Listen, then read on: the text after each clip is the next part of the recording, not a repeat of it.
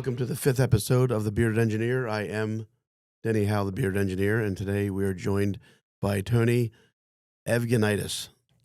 You had it right the I whole did have it right, and then we time. got sidetracked. Of course. I wish people could see what we went through, so say it again for me.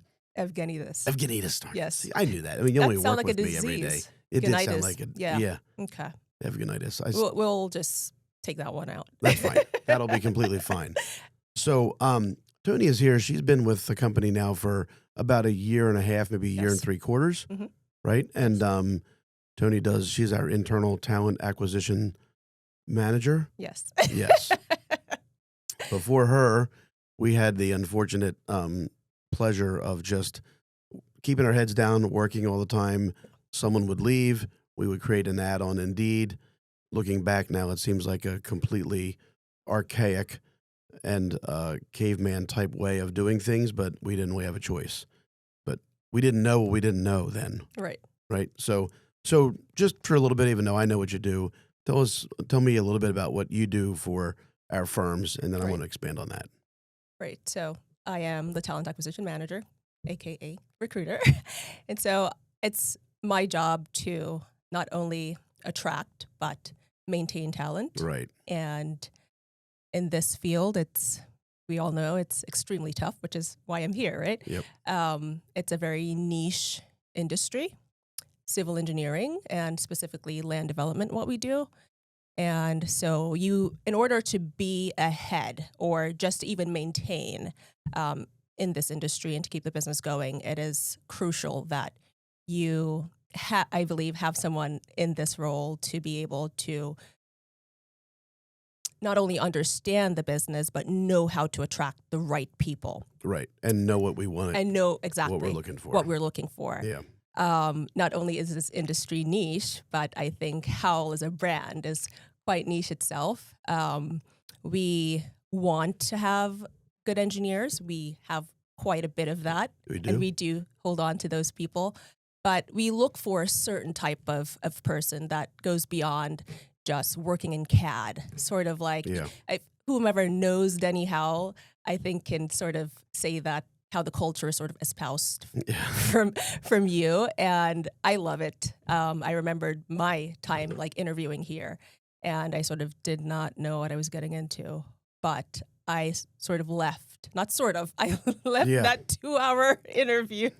Right. Just like these people are pretty cool. Yeah. I honestly did. And so just from that, I'm like, I could sell this. I didn't know much about civil engineering. Right, no. at So all. I had to ramp up pretty quickly. But I was interested and motivated for sure. because I think Howell is something pretty special. So I appreciate that. yeah.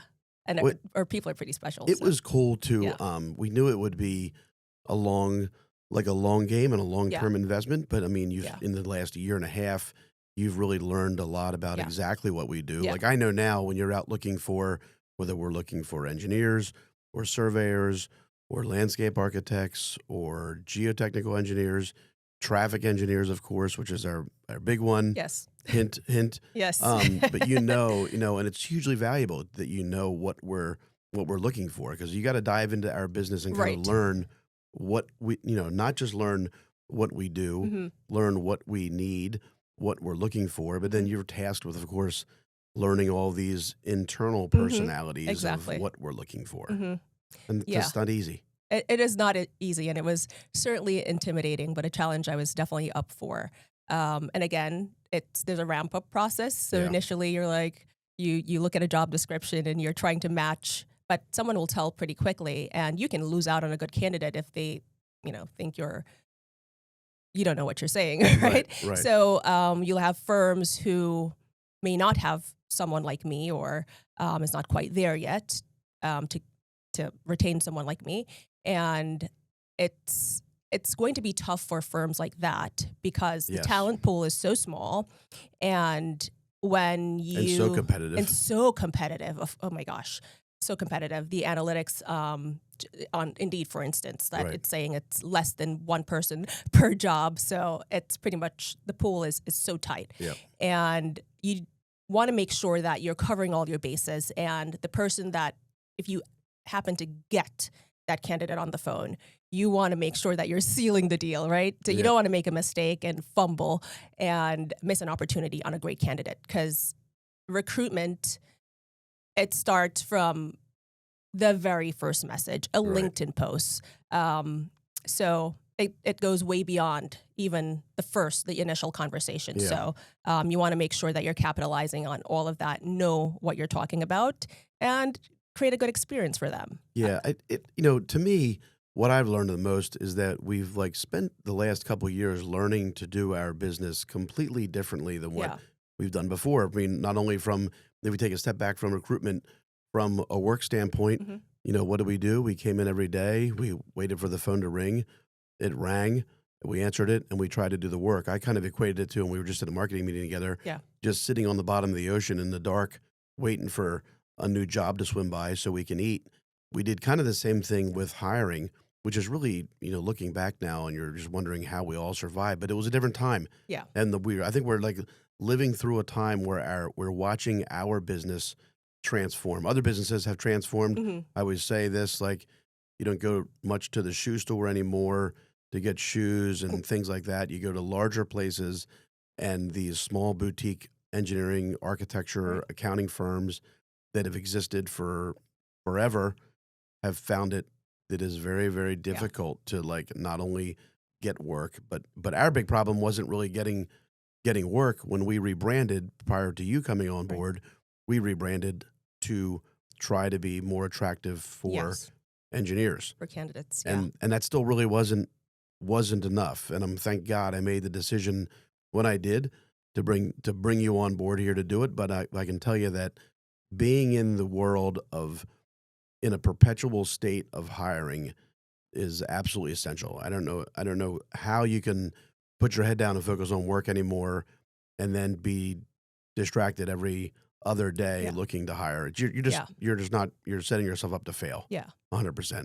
And when it's a sort of a candidates market, and this is not for all industries, right? And we don't know what might change, but certainly for the time that I've been here, it is because, of course, it's always, going back to supply and demand, the talent pool is not very wide, right? It's a very small pool. We've hired someone internationally. Yep. We've hired people from other states. So you have to think outside of the box. You have to remain competitive. And it's, having someone with the foresight. And I know a lot of companies, they will outsource, and you won't have a lot of success with that, because you need to spend time filling these roles.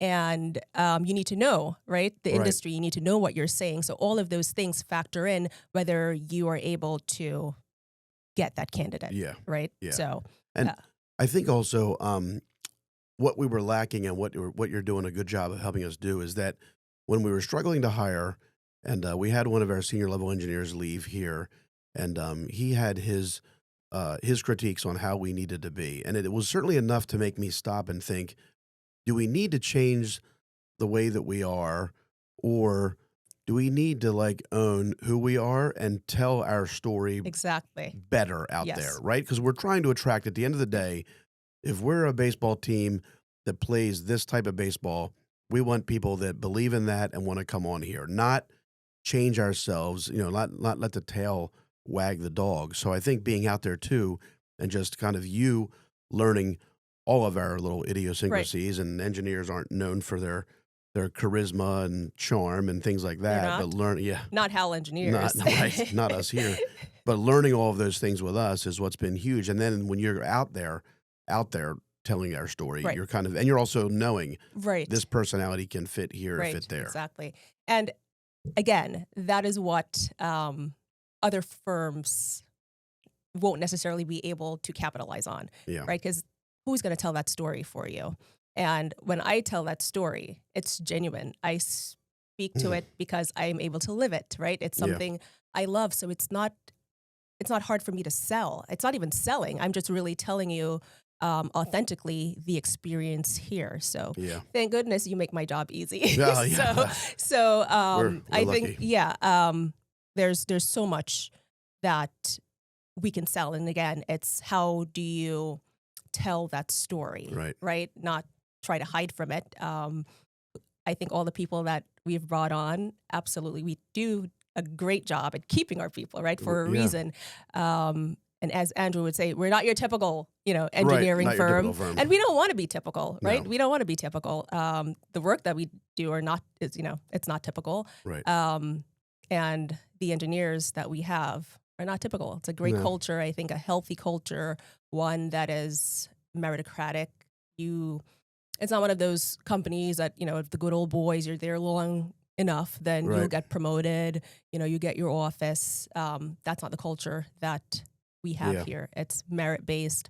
We'll take you as far as you want to go. So Yeah, you can Yeah. do as much as you want to do. I feel like Yeah. we, the more like core nucleus that we build to of this, that we continue then to attract yes, more and more of the similar personalities. And look, we're always going to swing and miss. Everybody swings and misses, but if you're never really taking a swing, then you're really never getting anything at all. So that's Right. why I think it's important to just be out there. I had a buddy in high school who would ask out every girl in the bar that he came in contact with, but then he always met somebody because it was just statistics for him. right, If I'll just ask 300 people out, then right, one or two are bound to say right. yes, To say yes. right? But he was always looking. Of course, he's literally single right now and still not doing Wonder that, why. but that's fine.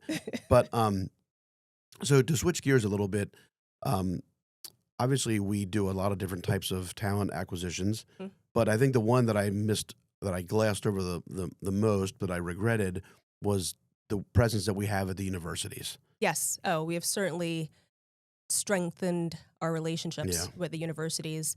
The co-op programs, that was sort of Yeah, a bit difficult Drexel. for a time. Drexel. Yes.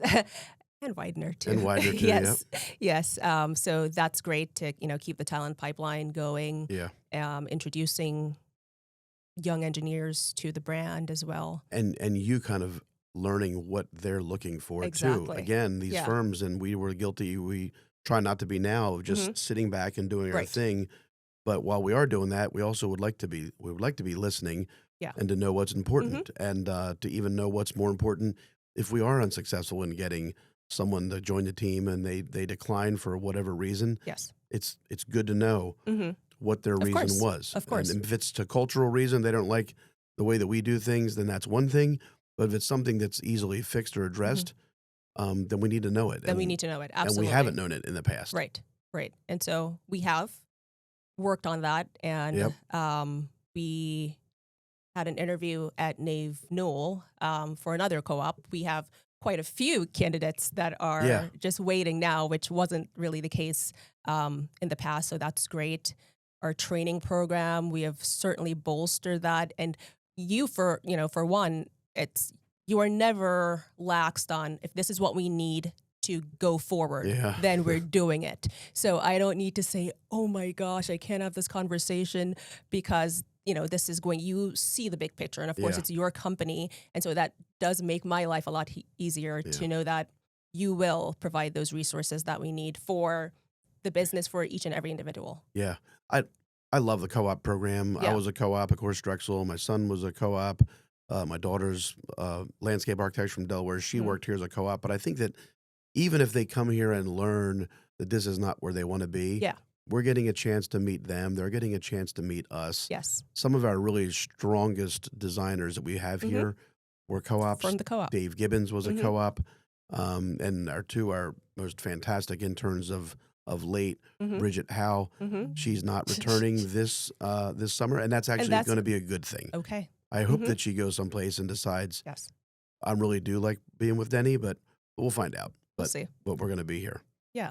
And it's good. It's a pipeline. It's an opportunity. It's, equally, equitable for both parties. Yeah. And when you come on a co-op or an internship at Howell, you're not doing admin work, right? You're working on real projects, which I think separates us. I'm not sure, I can't speak for all, companies, but we make sure that you will be working on real projects. So you're just another, engineer. So you're not like, okay, you're a co-op or, you're segregated, nothing like that. Yeah. We're so inclusive and integrated, and I think it's great. We try to keep them engaged in doing some stuff. Yeah. And they get to kind of learn more about what we do and hopefully find where they want to be. I pulled in here right before we started the podcast, and my nephew Colin Dunlap drove by and beeped his horn. And I can remember, like, not long ago, he was in here in high school. Right. Uncle Denny, what do you guys do? Right. Of course, I explained to him engineering, surveying. He decides I'm going to go to school to be a mechanical engineer. Mm-hmm. And now he's back. He's here surveying, and I believe he loves surveying profession. I just had lunch with a client of ours and was talking to him about surveying. I think his daughter wants to come in here. It's really an unpromoted profession. Right. Or I should say under-promoted profession. I know it. And people just don't know it. Yeah. I mean, and you're knowing it, you're learning it the hard way as we look for surveyors. Yeah. Yeah. But how cool was that you brought in that young lady, Devin, I believe? Yes. Yep. Right. And she just had a couple of weeks, and you were like, sure, come on in. And the survey team thought she was amazing. Fantastic. Her hair was all perfectly coiffed and shiny, and she showed up for her survey job, and she killed it, right? And you're like, okay, you want to work? We have work for you. Come on in. And I thought I was just amazing, and she did a fantastic job. Yeah. I just came on my way here. I came through the car wash, which I do every single day. And Christian there, Pete's, he's awesome, by the way. He's a friend of a friend. Actually knows Joe Rosella in here very well, and he was like, hey, you guys ever looking for surveyors? I might know somebody, but that's a neat profession that people just they see it out on the side of the road. They don't really fully understand what we do, but it's evolved in such a cool profession that's beyond just. Tom Phillips just did a great little video newsletter on it, but it's evolved so much from a transit and a set of legs and a tape measure to our drones, sophisticated technology, 3D imaging. It's been great, and I think that part has made it easy for us to continue to look. But touch on like surveying just briefly, because we have about 40 people in survey, and it's not easy to assemble that group. No, it's crazy, and it's because we utilize these technology, and we're usually forward thinking and getting ahead of it, and being an early adopter, I think, to with these technologies. Surveying, where do I start? Well, not easy to find them, that's for sure. Not easy to find them. No, it's perhaps the most challenging role, and I'm not even speaking for a PLS. Right. We're just trying to get regular people who want to be out surveying. That is a whole other story. We can't air this now. Oh my gosh. I know. We'll be all right. It's extremely tough, and I think the first role, a surveying role that I'm saying the first surveying role that I had a rec for, I'm like, what is going on? Yeah. It was tough. It took us a while. We got there, but it's a tough role to fill. Yeah. And maybe you can share some more insight on like what's happening or why there's such a deficit. I think it's under-promoted for sure. Most of the people, and you can look at all the people that we've got here surveying and how few of them. I think two of our surveyors out of 40-some actually went to college for land surveying. And there's few places you can even go to school for land surveying. So they come to here through other walks of life, through teachers, through bartenders, but they all seem to like that being outside, kind of being their own boss, working at their own pace. But again, in this case, you might be out there looking to recruit engineers, but you might be out there more to tell the story of surveying. So when people do contact us for a potential career, you can kind of meet with them and discuss where they may fit in. Right, better. Exactly. And that's what's great about a multidisciplinary firm like ours. And we just, adding different civil services, which is great. It's a lot easier to sell too when there are different pathways. And we've been pretty good. We've had people that started out in engineering, gone to surveying. We have environmental services, structural, traffic is right there. Yeah, right there. So it's great. It's great to have a firm that, should you want to, Yeah. transition into a different role Well, that's available and again, for you. I always go back to the storytelling, being able to be out there and tell that story and Mhm. understand what Yes. to different candidates, especially young people that are Yes. trying to figure out what Right. they want to do. And that's important. That is Yeah. important when we're able to offer that. Yeah. Yeah. Yeah. So what do you hear more from the young people at the job fairs about what they're looking for? Kind of what you just said. Yeah. I don't really know. When I they're just want looking to for a try. flexible Yeah, place to yeah, work. yeah.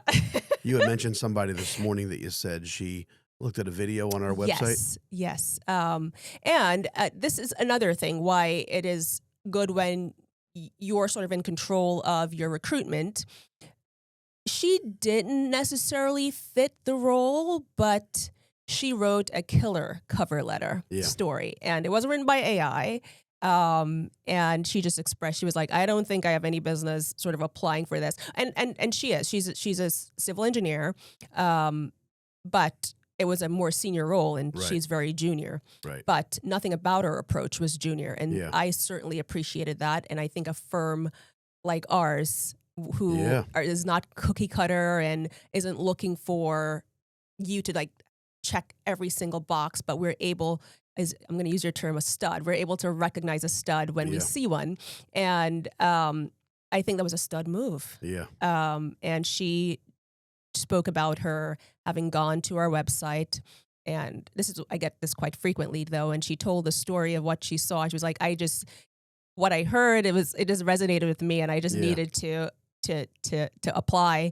And she even said that she spoke to her mom, and she was like, I don't know what I did, but I sent a message to them. And I thought that was very cool. And that got her an opportunity to interview. Right. If it was just a resume, I probably, it's just not really a fit. So I probably wouldn't have had that conversation with her.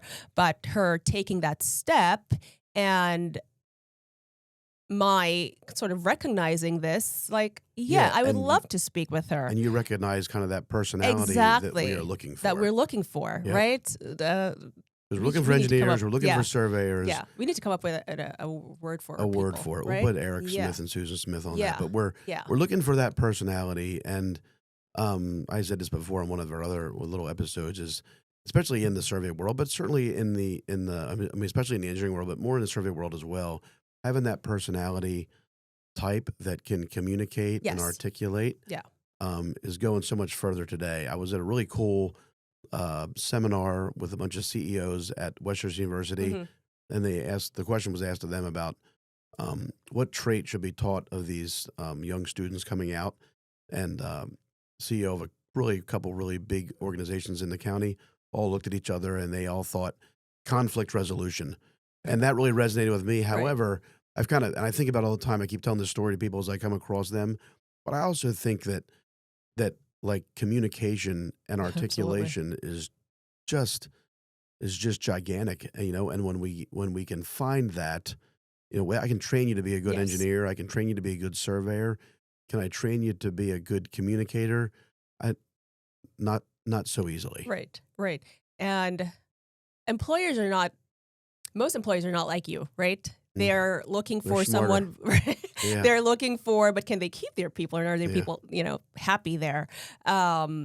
Where like everyone, is like all the same, right? I think our office and the people that we hire them for different reasons, and it's not because you have a 4.0 is the GPA, the perfect GPA, because of your 4.0 GPA. It's you have that something that we see that another firm may not recognize, but we know we can get the most out of you. Because not everyone looks like a stud on paper, but when you bring them in an interview, and we have, and of course, if you've ever been in an interview with Denny, we're going to go off course quite a bit, right? Seinfeld, we're going to go into some exactly quotes, and it's through those terrains where we can uncover, what does this person, have in them, and that's the cool. To me, that's the cool thing. That's what we're looking. We're looking for that personality, and that ability, because that can really bridge the gap. I mean, you could be an okay engineer, but when you can speak, I can tell you that to use some names in the survey company, Mike McParland. I'm not out surveying with him, but I will tell you that when Mike, and we call him Mikey Mac here, when he is out and he is surveying in someone's yard or surveying for something, they always find it necessary to send a note back to the office saying, what a good guy, he took the time to explain some things. And it really makes all the difference in the world. It's impossible to coach it. It's impossible to really teach it. I think you can kind of maybe see it. I'd like to think that we're getting better at seeing it, and then you can encourage that trait some more. But at the end of the day, that really, I think, is like the secret sauce of what we're trying to do here. We're trying to build we've done a good team. A pretty good job, and we want to maintain that, and keep that going for sure. Yeah. I think Hubicki's listening right now as he's doing this, but I think if he saw Attack of the Clones, he thinks that we're trying to clone things, but we're really not. We're really looking for those kind of entrepreneurial minds that will let go and do as much as they want to do. Right. But we would like you to be able to have that trait inside. Yeah, 100%. And that's, I feel, how you have run this company. Surveying, I feel like they're their own entity. You don't get involved very much, no, I think. And I think if you're that person who has that business mindset, they only let me participate a little bit because I started as a surveyor in life. So they don't consider me like a full-blown just an engineer. I get to kind of go down and still be a surveyor and still do things like that, but I don't go down that often. You're allowed in some of the meetings. Yep. Just some. But not that much. Not that much. So, look, this has been awesome. Yeah. I don't want to tell everybody all of our secret stuff that we have coming on, but there's a lot more coming. But thank you very much. All right. This is Denny Howell. Thank you for having me. Episode 5. You're very welcome. Yes. Are you going to tell them to subscribe, hit the bell? No, not yet. I don't know if we have that, but if we do, you should subscribe and hit the bell and like and wait till the end to come. And you can get a free T-shirt. You got to get an invite. Chuck Swope is bashing his around Westchester right now. Now I get my T-shirt. You do. Yeah. All right. Thank you. See you. Thank you. See you later. Thank you. Thanks, Denny.